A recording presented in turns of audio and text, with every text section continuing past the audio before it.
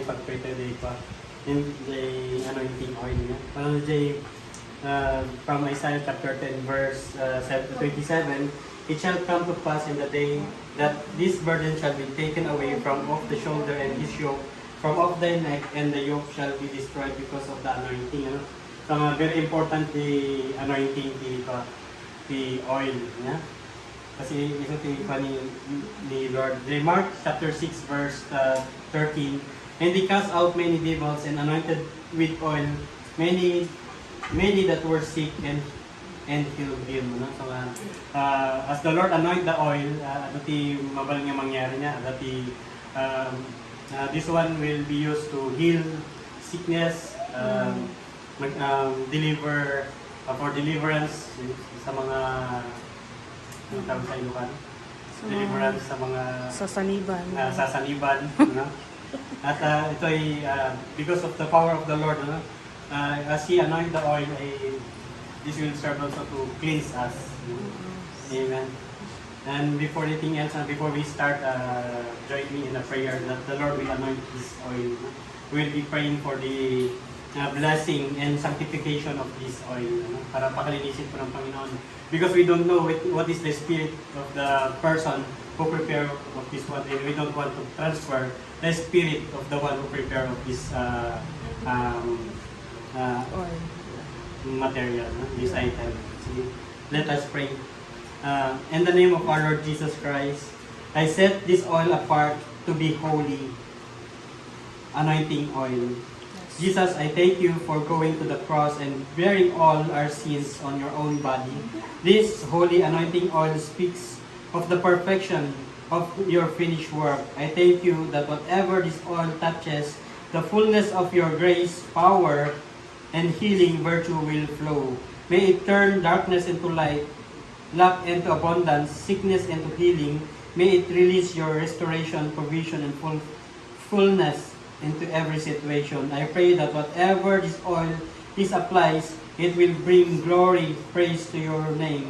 In Jesus' mighty name, amen. Urag Tagalog niya. Halo-halo. Amen. Amen. Thank you, Lord.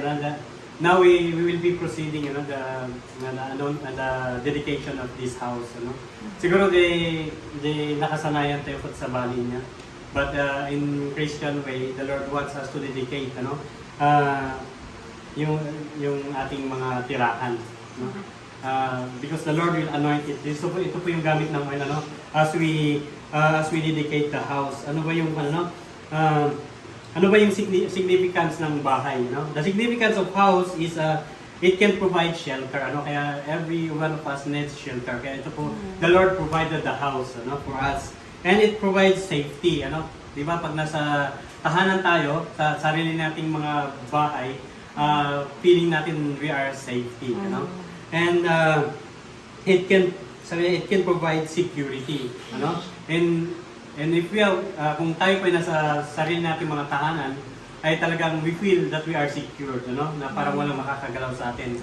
Yun po yung isang panang significance sa isang bahay, It can provide sanctuary, Na talagang kung in a Christian way, if we call it sanctuary, the presence of the Lord is there. We welcome the Lord in the house. Dahil the Lord is God is He is the author of love. He is the author of family. God is the author of marriage. And a place where God is witness. Sa ating mga bahay, the Lord is always be the witness into us. Hindi po yung demonyo ang magiging witness sa ating mga bahay. But our Lord, our God, He will be the witness into our house. And a place where God is worship. Dapat nga ang bahay natin is it is recognized that the Lord is worship into our house. Kaya nga tayo po ay nanalangin, tayo po ay nagsasama na magkaroon ng pagpupuri sa Panginoon in our own houses. Na yun po yung isang bagay. Because it is a sanctuary. There we can feel the presence of the Lord and the Holy Spirit is dwelling into our houses.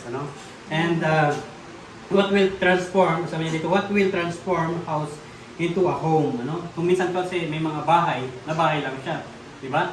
Nakikita natin bahay, pero wala pong nakatira. parang pandang kasi yung sabi niya dito, a permanent foundation, no? Ang bahay po is a permanent foundation where families can be built and a relationship can be built, ano? Sabi niya dito sa Matthew chapter 7 verse 27 to 25, therefore whoever hears this saying of mine and does them, I will liken him to a wise man who built his house on the rock. Ano, sino po yung rock? It is Jesus Christ. Ano? Kaya po yung foundation, we are talking here about foundation. The foundation is Jesus Christ, ano? Sa ating mga tahanan, ano? Dahil He is the rock of our salvation. And the rain descended, the floods came, and the winds blew and beat on the house, and it didn't fall, for it was founded on the rock. Ano? Ito po kasi because our God, our Lord is Jesus Christ. He is the rock of our faith. Ano? He is the foundation. Umulan man o bumagyo, hindi po matitinag yung bahay natin kung nakatayo sa bato. No? Hindi katulad po sa pag ang bahay natin ay ang tawag doon, ang foundation niya is yung buhangin.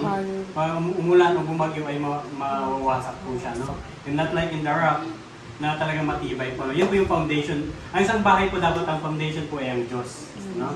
Yun po ang pinakamahalaga para maiwasan po yung gulo, wala pong away, wala pong pride. No? Because in a Christian way, you know, the Lord wants, kasi sabi niya nga dito, ano, na kailangan talagang na tayo po ay nakatuntong sa ating Panginoon.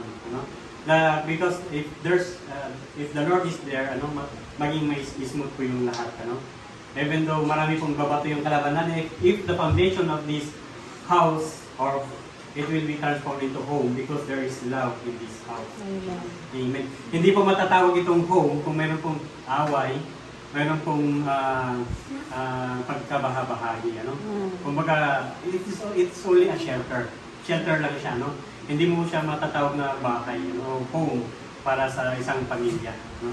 Kaya nga po, bawat dapat po ang perfect builder talaga ng bawat bahay natin. Bilang Christians, we always pray that our perfect builder of this house is the Lord. Ano? Sabi niya po sa Psalms chapter 127 verse 1, unless the Lord build the house, the labor in vain to build it. Ano? Talagang dapat po talaga na ang Diyos po nang mag-build sa bawat bahay. No? Especially po sa ating mga tao, let the Lord build for our house. Ano? That we dream for, no? Jesus alone can build a house so that it will stand, no? Kaya kung minsan nakikita natin, hindi naman natin ginajudge yung may ibang mga bahay, ibang mga pamilya that they came into broken families because they as a Christian way that we believe that the Lord will stand, ano? He built our own houses, no? Amen.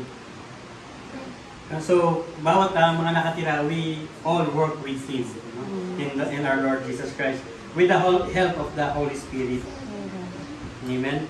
And sabi niya po sa 1 Corinthians chapter 1 verse 12 to 13, now if anyone builds on this foundation with God, with gold, silver, precious stones, woods, hay, straw, sa 13, each one's work will become clear, for the day will declare it, because it will be revealed by fire, and the fire will test each one's work of what sort it is. Ano? Di ba pag mga gold, pag gagawin nila talagang there is para maging pino siya, maging talagang pure gold, talagang sinasalang sa apoy. Ano? Ganoon din ang ating mga bahay, na talagang kung ang Diyos natin ang nag-build dito, ay nandun po yung talagang malilinang po ito, magiging maayos po. Hindi man perfect yung bahay natin, hindi man siya ganoon kaganda sa labas o loob. But if the Lord builds, it is just like a gold na talagang yung pagtira natin ay magiging makinan. Na talagang it is formed because the Lord is the center of our houses, our home. Sabi niya dito, a blessing decor, Kung minsan yung mga tao na if we are materialistic, talagang talagang lahat pinapaganda natin ang ating mga tahanan, gusto natin maging bongga, But the Lord, sabi po sa Deuteronomy, chapter 6 verse 6 to 9, and these words which I command you today shall be in your heart. You shall teach diligently to your children, and shall not talk of them when you sit in your house, when you walk by the way, when you lie down, and when you raise up, you shall bind them as a sign of your hand, and they shall be as frontlets between your eyes. You shall write them on the doorsteps of your house and on your gates. Ang sinasabi dito sa chapter na to, our house will testify that the Lord is here. Kaya nga kung yung bahay natin, pagpasok pa lang ng mga tao, they feel that the Lord is there. Yung pinto pa lang natin, makikita na if we want to show, especially yung mga bata natin, we have to teach them the words of the Lord. Yung pagpasok pa lang ng ating mga bisita, makikita na that this is the house of the Lord. Our door, nandun po yung salita ng Panginoon, that welcomes everyone. They will experience the peace, the joy in this house. Nandun pa lang sa labas, mararamdaman na nila na nandito po ang Panginoon. Yun po isang bagay doon na it is our house will testify, na kung sino po yung nakatira sa bahay, kung kuwago ba o ano. Ang gusto po ng Panginoon is talagang they are the sons and daughters of the Lord. Sa gate pa lang makikita na that we are welcome, that this house is built by the Lord. Amen. And the beauty of our home should reflect His beauty, na hindi lang yung dahil tayo ay maganda o gwapo, sa atin na ito nagre-reflect, Ay yung sinasabi kasi yung beauty dito, sa loob ng bahay, yung pagpasok ng bisita natin is mararamdaman nila na nandito po yung kapayapaan. Yung may mga problemang mga kapitbahay natin, hindi sila pupunta dito upang magmarites, pupunta po dito sila dahil alam po na nandito yung kapayapaan. They will experience the presence of the Lord. Yun po yung isang bagay na talagang makikita na, yun po yung beauty. Pagpunta sila talagang ituturo nila kung malungkot ka, doon ka pumunta kasi pag nandun ako is talagang peaceful. There's a joy in the house. Yung pupuntahan ka, kahit na wala silang i-offer sa'yo, but if you come in the house, talagang mararamdaman that you are welcome and you are, there is the joy and peace, na talagang mararamdaman ng bawat isa. Yung pagpasok pa lang sa gate, pag nakikita yung bahay nyo, talagang nakikita ng other, ito bahay ng Kristiyano, and we feel the presence of the Lord.